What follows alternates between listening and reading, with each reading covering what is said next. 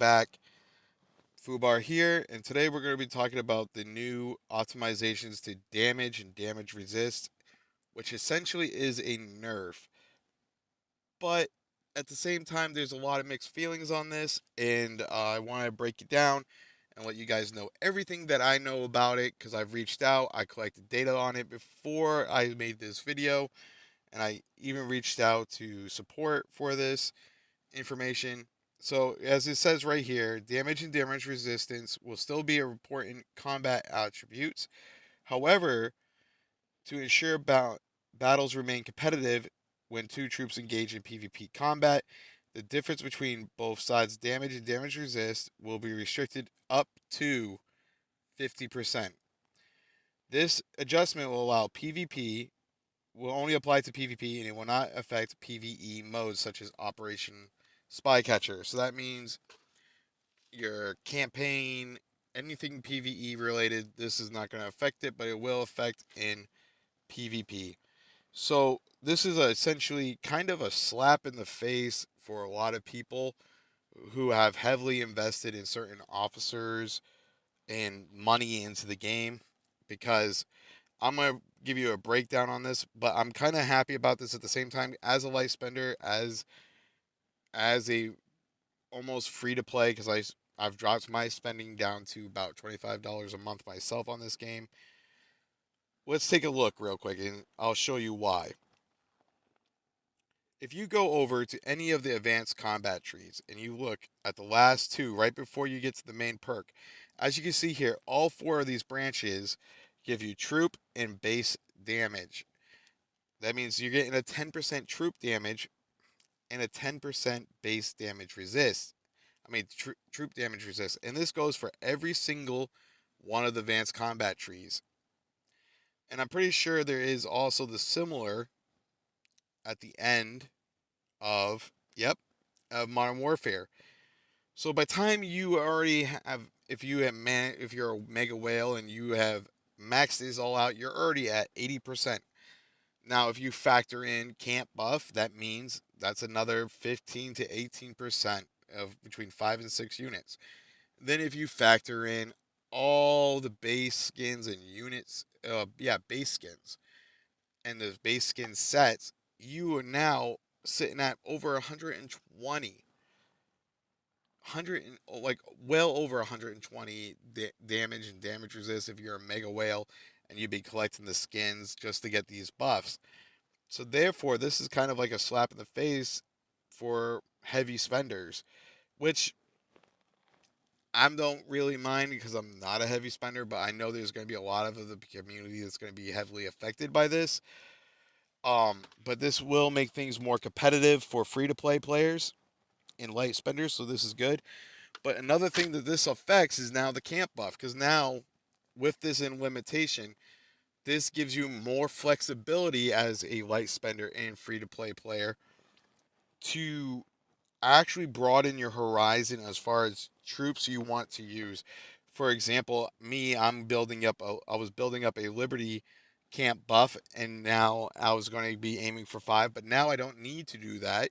I just need to have maybe 4 units to get to that acquired buff. And also, this affects everywhere. This also affects officers, the skill tab system. Anything that gives you a buff as far as damage and damage resist, this affects. So what this means now is that if you're using, say, Whipcracker and Guardian of Truth, when Whipcracker releases, her awakened skill is very similar to Guardian Truth. Guardian Truth gives you a 25% damage resist when entering combat. So does Whipcracker. So immediately between those two officers and one pairing, you're already at 50% damage resist. And now you do not have to stack damage resist on your skill tabs. So this gives you more flexibility to add additional HP. And now you may not be the wisest choice going forward, double stacking troop damage, because a lot of these officers also provide damage buffs. And that will also be affected by this skill. These two attribute changes. So with this in mind, a lot more a lot more of the horizon has opened up for us light spenders and free to play players. So this is definitely a very heavy benefit for free to play players and light spenders, and this also will help in the level 4 conquest event and everything like that. And don't let me get me wrong. I have invested a lot in certain officers for the most highest damage buffs possible and damage resist. So this directly affects me, and I do have mixed feelings on it. But but looking at the bigger picture and not just myself, this is a very healthy change coming to the game, and I do think that it will be highly beneficial to everyone going forward. So now the field fights will be a little bit more dramatic and a little bit more longer standing.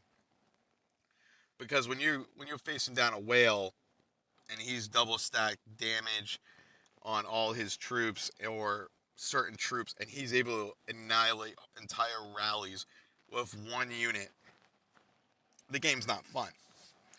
And that's what they're trying to do. They're trying to keep the game fun and competitive, and that's I can stand behind that. So as much as there is a lot of discontent with this change, we need to look as a community going forward that this is meant to help the light spenders and the free to play players. And also, if you look here, they also gave a supplementary damage coefficient kind of explanation right here. And that way you can understand better. So if we look at scenario one, Commander A's damage is 100%. Commander B's damage resist is 20% when the two players face off in battle. So before the adjustment, Commander A's damage and Commander B's damage resist equal to 80%. So a commander would deal 180 points worth of damage to Commander B. After the adjustment, Commander A's damage and Commander B's damage resist is equal to 80%. Therefore, in this case, the difference is calculated as 50%, and the Commander A's attack will deal 150 points of damage to Commander B. Commander A's damage resist and Commander B's damage resist is 80%, and the two players face off in battle. Before the adjustment, Commander A and Commander B's damage resist equal to 20%. So therefore, only 120 points of damage will be done to Commander B. After the adjustment, Commander A's damage and Commander B's damage resist is equal to 20%. In this case, since it fails to meet the requirement of the 50% threshold, no changes will be applied to Commander A's attack and still do 120 points of damage to the commander. So what that means is that overall, this setup is still going to have you focus slightly on damage and damage resist, but not as heavily as people have been doing so far.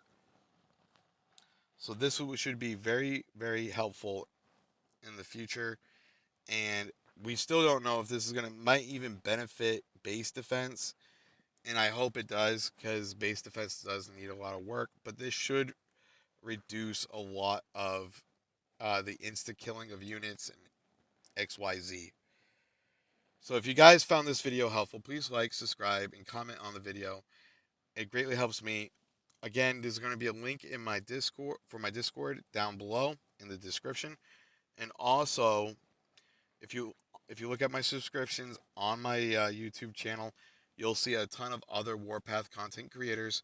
Go ahead, go over, give them a like, and give them and maybe a sub, because they cover a wide spectrum of things that way we can, as a community, can better collaborate together.